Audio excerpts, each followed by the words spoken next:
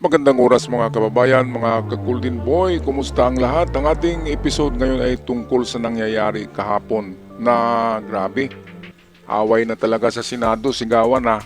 Dahil dito sa pinagpipilitan ni Marcoleta na kanyang suhestyon o motion na baguhin yung rules ng Senado noon. Ang rules ng Senado noon na hindi pwedeng bubuto yung absent sa kung anumang botohan na mayroon sa loob ng Senado. Yung absent na senador hindi dapat makaboto o yung wala, di ba? Ngayon, dahil si Bato ay siguradong makulong na, ay pinipilit ni Marcolita na gumagawa ng bagong rules ng Senado. Gumawa siya ng motion na pwede raw bumoto itong si Bato na makulong through internet or online lang. Pwede ba yun? Pinagbotohan na nga yung yung rules na yan sa Senado na hindi nga makaboto yung absent. Grabe naman, talagang binabago ng mga DDS senador na ito ang mga rules ng Senado at kahit ng mga batas ng ating saligang batas ay pilit na binabago, hinahanapan ng butas nitong grupo ni Cayetano. Kaya grabe talaga. So ito atin na pakinggan ang video courtesy ng DZMM Teleradio. Walkout nga ang mga miyembro ng minority. Nasa linya natin si Radyo Patrol, Robert Mano. Robert, kamusta dyan? Jeff at Harley, nauwi nga sa walkout ng minorya sa Senado ang hirit na pagbotohan na sa floor ang motion ni Senador Rodante Marcoleta na payagan makaboto o makadalo sa Senate session online ang mga senador. Hirit ni Senator Panfilo Lacson, bakit ito pagbobotohan gayong nakarefer ang motion sa Rules Committee na hindi pa naman constituted. Sabi ni Senator Panfilo Lacson ay wala pa namang pinuno ang Rules Committee, wala pang mga miyembro ang Rules Committee, at kung wala pang pinuno at miyembro ang Rules Committee, ano ang pagbobotohan nila ngayon? Kayong under the rules ng Senate, dapat ay natalakay, dapat ay napagbotohan, at dapat i-report out ng Rules Committee, ng chairman ng Rules Committee, itong motion. At sabi naman ni Senator Rodante Marcoleta na siyang naghain itong motion noong pang May 11, may sapat na araw na ma-refer ito sa Rules Committee. Actually, sabi niya isang araw lang ang binibigay para pagdesisyonan ito at higit isang araw na, kaya hinugnaan niya para pagbotohan. Sabi naman ni Senator Panfilo at sabi naman ni Senator Kiko Pangilinan, bakit ito pagbobotohan ngayong gabi, gayong number 1, panibagong motion ang inihain ni Marcoleta at ng majority leader sapagkat ang panibagong motion ay pagbotohan ito sa floor. At kung pagbobotohan ito sa floor at bagong motion, kailangan ng isa pang araw bago ito talakayin at pagbotohan. At ang sinasabi, pero nagsalita si Senate President Alan Peter Cayetano, ang sabi niya ay ang inihain sa mga senador ay number 1, pagbotohan kung pag-uusapan sa floor itong naging motion ni Senator Rodante Marcoleta noong May 11. Question ng mga senador na minority senators, particularly Senator Kiko Pangilinan, bakit the railroad, bakit pinipilit na sagasaan ang rules ng Senado para ma-push itong panukala na payagang makadalo online yung mga senador? Ito ba niya ay para kay Senator Ronald de la Rosa na nagtatago ngayon? At kinwestiyon din ito ni Senator Risa Ontiveros at sabi niya ay mali yung pagpipilit ni Senator Marcoleta na pagbotohan at pag-usapan ito sa floor. Tingnan natin yung naging pahayag ng mga minority senator habang lumalabas sila sa session hall ng Senado. Pinupuno na tayo eh. Pinagpipilitan nila, naisip-isip siguro nila dahil lumabas sa media na ilalabas na warrant of arrest.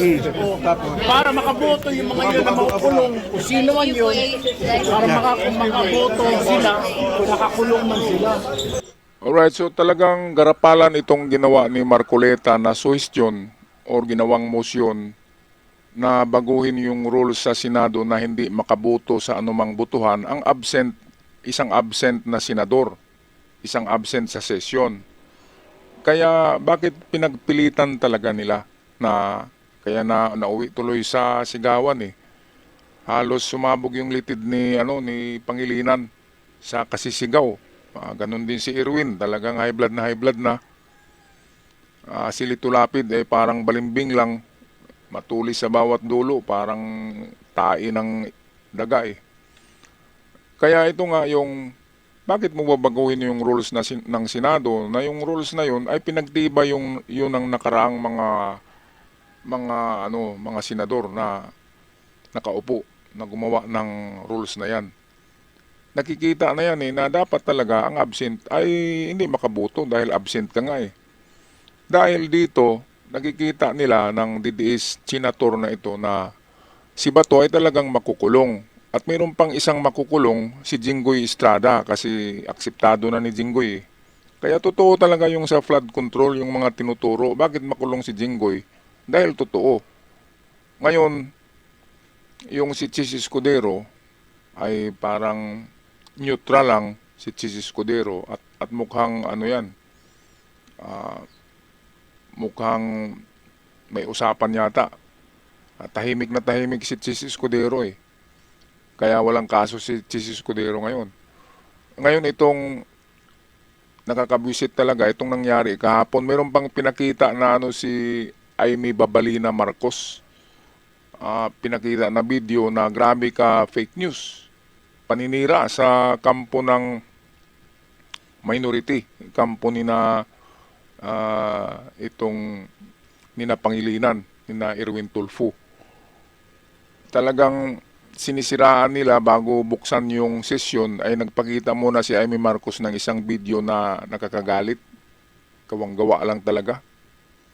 Grabe. Alam nila yung style ng ng China. Yung sirain mo muna yung imahe ng kalaban bago umpisahan yung sesyon, which is pagbutuhan lang yung motion ni Marcoleta na talagang hindi pwede. Minority na nga yung minority tapos gugulangan pa gugulangan pa dito sa motion na ito na pwede pang makaboto si Bato. Hindi na nga makaboto, kulong na eh. Tsaka may kaso. Dapat baguhin talaga ang batas ng Senado na kapag mga senador na may kaso ay hindi makakaboto lalo na kapag absent. O balik tayo sa DZMM Teleradio. Sense, hindi naman tayo tanga, journalist tayo, di ba? Yes. Common sense. Yes, sir. BS. O ano mga rules pa.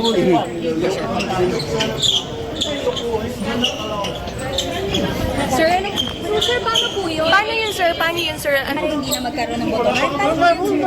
We just woke up. No, because we will not be part of this. It's a travesty of our rules, of the Senate rules. Hindi kami papayag sa mga Niloloko tayo no. Anong sila pwedeng magboto ngayon, sir? Hindi sila pwedeng magbasa ng motion ngayon, sir. Sir, hindi sila pwedeng magboto, sir. Paano ba yun? violation of the rules. Because they are disobeying our rules.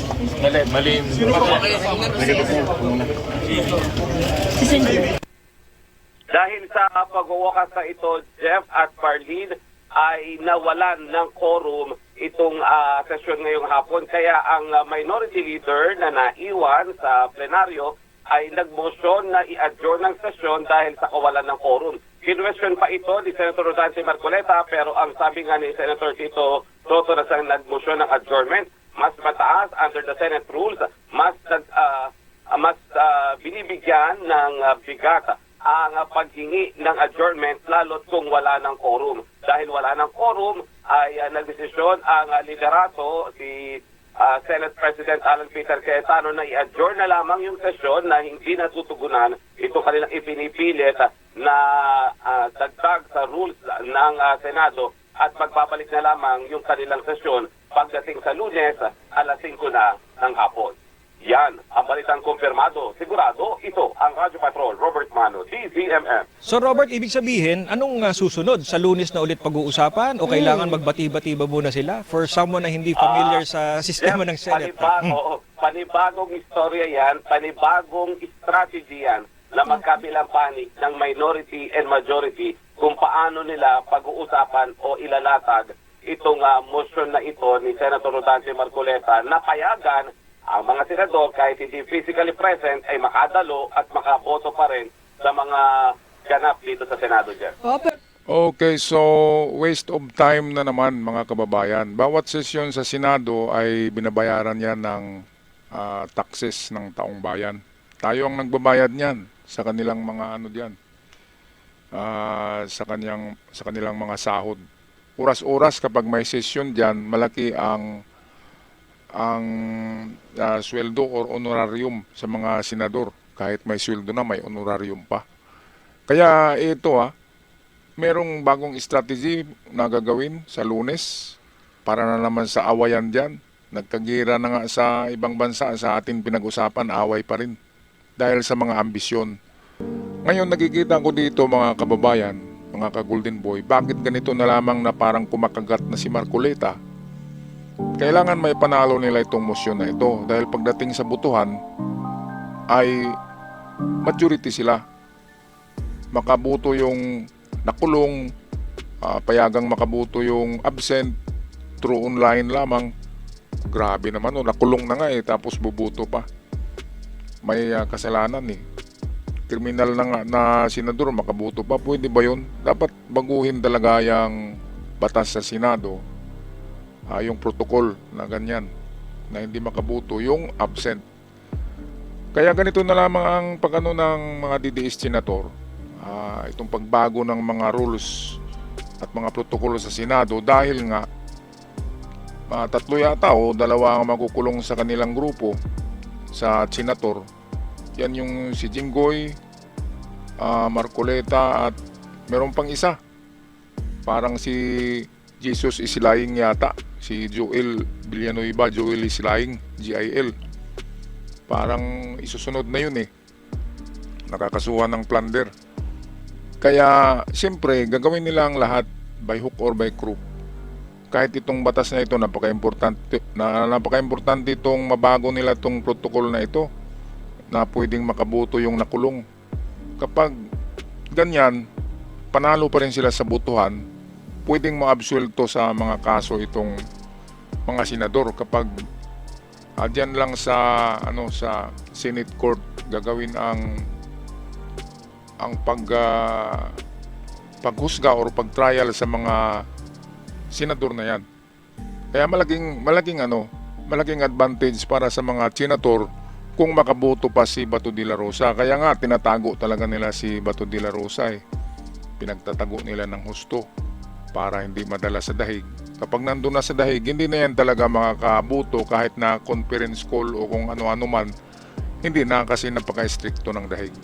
Alright, anong masasabi nyo dito mga kababayan sa walkout na ginawa ng minority dahil sa pambababoy na talaga nitong majority na grupo ni Cayetano? Pag-comment sa ating comment section. Sa mga bago pa lamang nakasubscribe, maraming salamat, malaking tulong. At sa aking avid followers, ako'y nagpapasalamat at sumasaludo sa inyong lahat. Hanggang sa muli, paalam.